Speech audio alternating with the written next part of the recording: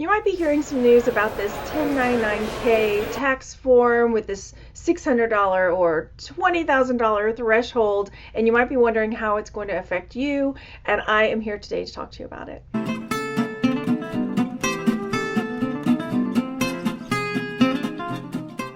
Hey you guys, my name is Margaret. Welcome to my channel, Texas Gal Treasures. Our videos are all about thrifting, reselling, and ways to make money from home. And this is not normally a topic that I cover, but I've had a few requests from some of my viewers asking me to talk about my views on this 1099K threshold, which actually just changed. So I'm going to talk to you a little bit about that. Before we get started, I do want to say that I am not a CPA, I'm not an accountant. I definitely recommend getting an accountant or a CPA if you are running a business and making an income. So first, I'm going to read straight from the IRS website what is included on a 1099K form. And this is something that you need to know whether you are selling personal items, say your kids' clothes, toys, things you have around the house, or if you're selling as a reseller to make a profit. So it says whether you own a business, are self-employed, work in the gig economy, or selling personal items, a Form 1099K includes the gross amount of all the payment transactions. So you could receive this form from each payment settlement entity that you are working with, and that includes PayPal, Venmo, and the reselling sites, as well as Cash App, any place that you would be getting money in. So that's what a 1099K is. What was this whole thing about as far as a $600 threshold versus a $20,000 threshold? So what it used to be was that sites like eBay were required to send out 1099K forms if you received gross payments meeting the threshold of $20,000 or 200 total sales. Now, if you did not meet the $20,000 but you had 200 sales, then they would send you the 1099K. And if you didn't, then they didn't send the 1099K. But that, again, didn't mean that you shouldn't be reporting what you're making. And again, these are gross transactions, which means that's not your net profit. It's just the money you're bringing in. So if I sold something for $10, but I paid $2 for it, my net would be $8. So if I didn't have any, fees or whatnot.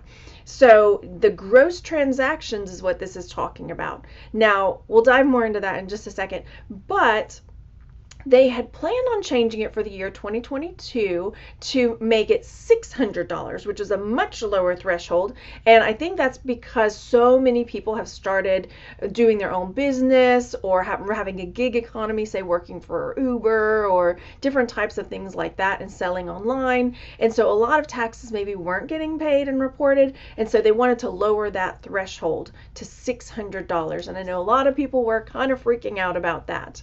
Now, this is also per the IRS website. It says, note, on December 23rd, 2022, they have decided that the calendar year of 2020 will be treated as a transition year. So they're not going to start sending out those forms for 2022, but that gives us a good head start to start preparing for 2023, which is what we are going to be doing for sure.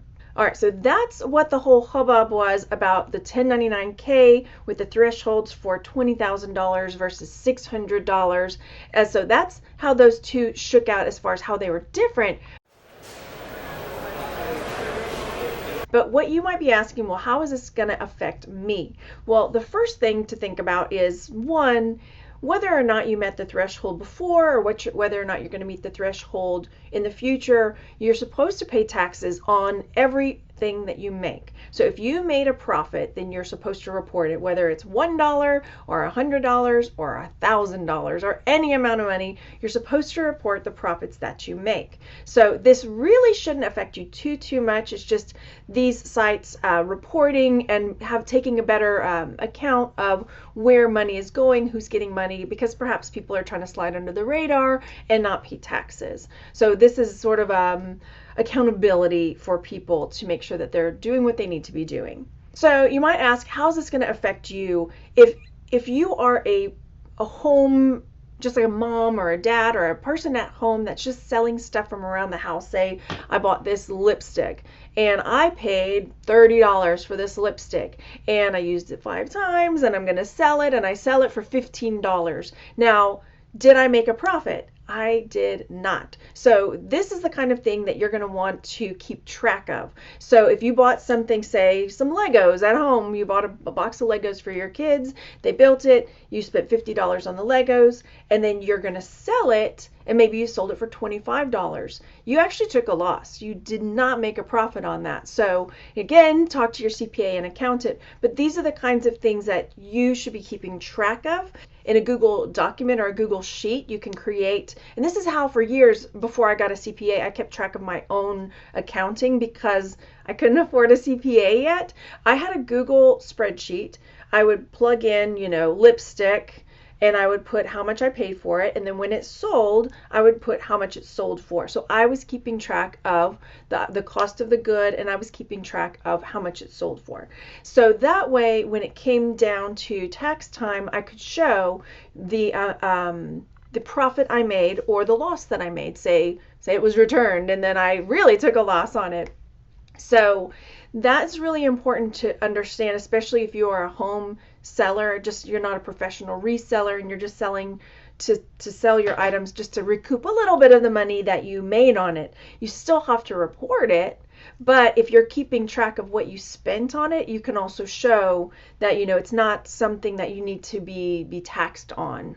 Now, if you are a reseller and you're making a profit, then this is also something, you need to be keeping track of the cost of your goods sold, because these 1099K forms are showing your gross payments. So that, like eBay doesn't keep track of what you spent on the Lego. They only keep track of what you sold it for. So it's your responsibility to keep track of what you're paying for different items, so that when it comes time for taxes, you can start figuring out what your net profit is instead of the gross profit for the item.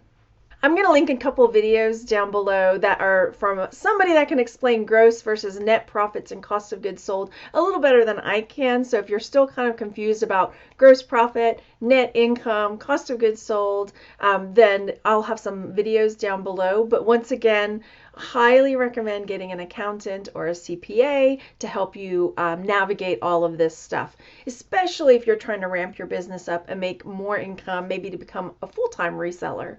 So as they said, this is something that's going to be what do they call it? A transition year for 2022. So everyone was thinking about it all year long. And now going into 2023, they're not going to have those forms coming out from these platforms, eBay, PayPal, Venmo, etc. They're not going to have those forms coming out this year for the $600 threshold. But now we have a really good leg up for 2023 so we can prepare.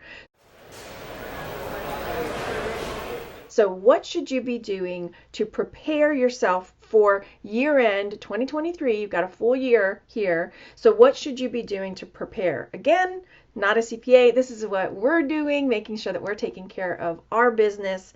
One is having an account separate for all of your business stuff. So I have an account that if I get some money through PayPal, it goes into my business account. If I get money through Cash App, it goes into my business account. Anything and everything, eBay, it all dumps into that place so that I can see how much money is coming in. And then from that's where I'll take and I'll pay myself, or if I have to buy scissors or something for the business, it comes out of that account so that when it comes time for taxes, I can see specifically where everything is coming from, what is going out, what's coming in, etc., etc. So it's all in one place. So if you haven't started that yet, even if you're a small seller, I highly recommend it. And most banks will allow you to open a separate account in your same bank so that you can easily transfer money into your personal checking account, say when you're paying yourself. Another thing that you should be doing to prepare is keeping track of the things that you're selling and what you paid for them. So whether you're doing that through a bookkeeping app or a Google spreadsheet, if you're still a pretty small seller, you could do that through a spreadsheet. Whether you're keeping receipts or memos, say you're buying a lot of things using Venmo, PayPal, Cash App, make sure that you're putting a memo in there that, this is a payment for maybe something you're purchasing to resell, and that you can put in there, cost of goods sold, just to kind of have a flag for yourself so you can remember, oh yeah, I spent $30 on this chair. I refurbished it and sold it for $100. So you can keep track of that. So making sure that you're more meticulous with how you are tracking what's coming in, what's going out, so that at the end of the year you've got a lot better information for yourself and can fill out your taxes a lot easier. Now, I used to use GoDaddy bookkeeping, but they have GoDaddy has shut down that portion, that leg of their business. And so now I am using QuickBooks, which is new for me. I just started with QuickBooks maybe last month. So I'm still getting acclimated to getting everything set up through QuickBooks. So I don't have a lot of tips or anything for that because it's new for me as well. But my goal for 2023 was to make sure that I had my QuickBooks all set up, make sure I had everything streamlined, all the accounts, and I'm really taking care of that because now that we're doing a lot more local sales, it's not something that I did as much before. So it's really going to be important that we are keeping track of the local sales, the money going out when we purchase items, the money coming in when we sell, like say appliances and furniture and things like that, and that it is going into our business account so we can keep track of all of our gross and net